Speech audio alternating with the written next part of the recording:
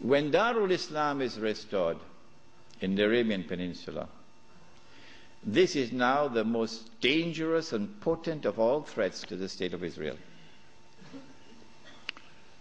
Dajjal will now attack.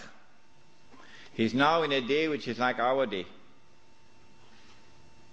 And so we'll see him, a Jew, a young man, powerful, built, curly hair. But I'm not saying anything about his eyes because you understand the hadith about the eyes now. The Prophet ﷺ pointed his hands to the east 20 times. And he said he's going to come from the east. Jerusalem is northwest. When Israel attacked Jamal Abdel Nasser, although Israel is to the east of Egypt, Israel attacked from the west and destroyed the Egyptian Air Force on the ground in the Six-Day War. Similarly, Dajjal is not going to attack from the northwest. He attacks from the east. 20 times, said Muhammad alayhi salatu wasalam. You can come from the east. When he attacks, he's going to be riding on a donkey, which will travel as fast as the clouds, and which will have his hair stretched out wide. I'm going to Perth, inshallah, on Thursday on that donkey.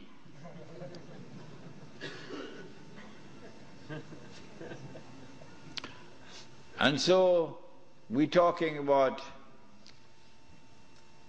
fighter aircraft.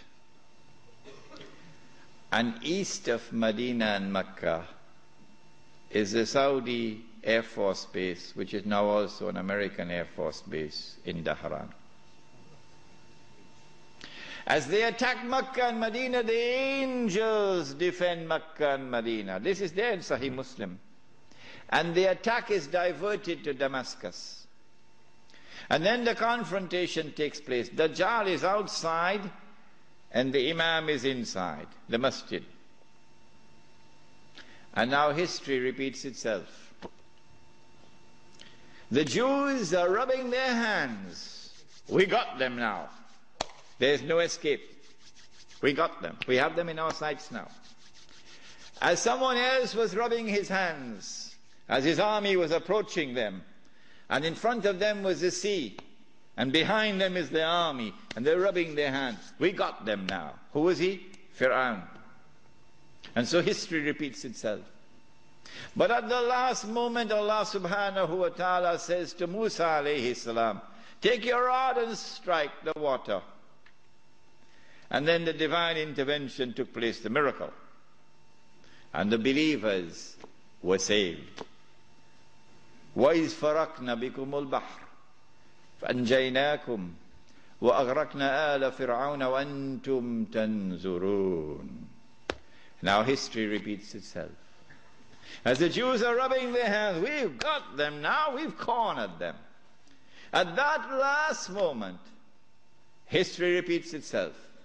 The son of Mary comes down with his hands resting on the wings of two angels. The first time he came, Allah raised a man. And when the Messiah came, he came in front of that man. And that man said, here he is, this is the man you've been waiting for, this is the Messiah. Who was that man? Yahya alayhi salam. So this is the divine method for positive identification.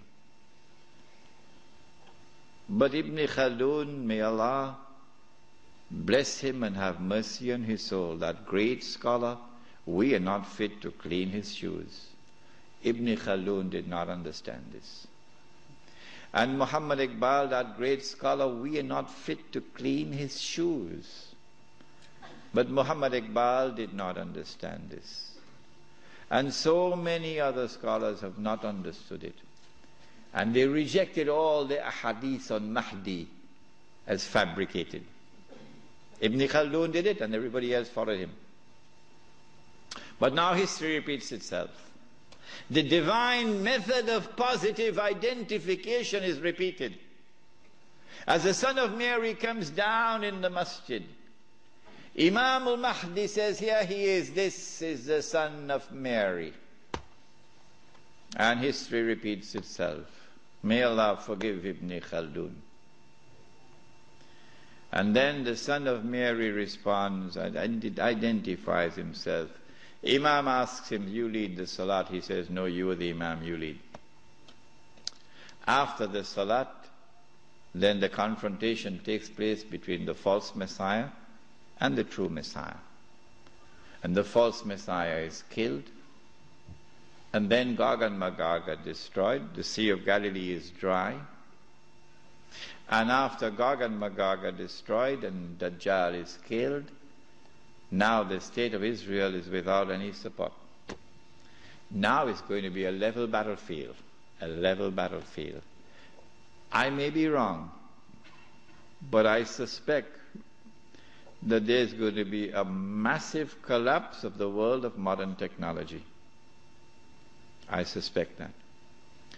And so horses are now going to be used once again. Yeah.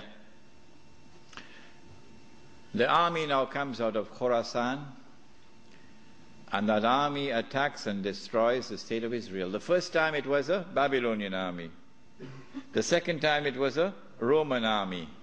And after the Roman army destroyed them and threw them out of the land, Allah said, وَإِنْ عُدْتُمْ عُدْنَا وَإِنْ عُدْتُمْ عُدْنَا.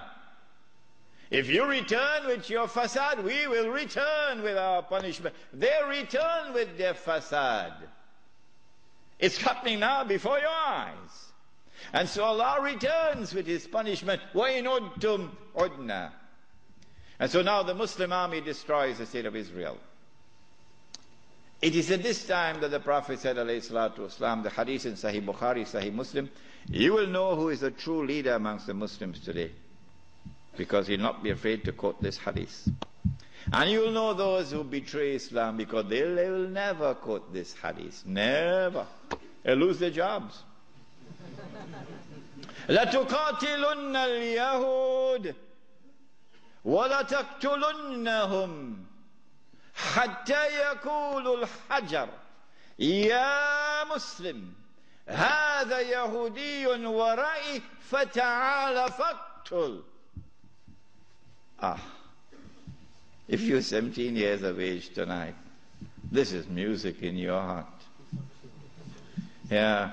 If the beard is grey, well, things are not the same anymore. You will most certainly fight the Jews. And you will most certainly kill them. And at that time the stones will speak. Muslim, there's a Jew hiding behind me. Come and kill him.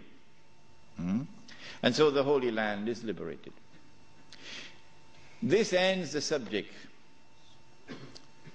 of Imam al-Mahdi and the return of the Khilafah. What happens after that we'll pick up in our subject on Jerusalem in the Quran, which will be on Monday night. What I'd like you to do is, if you have any questions, please write them very quickly. We have paper?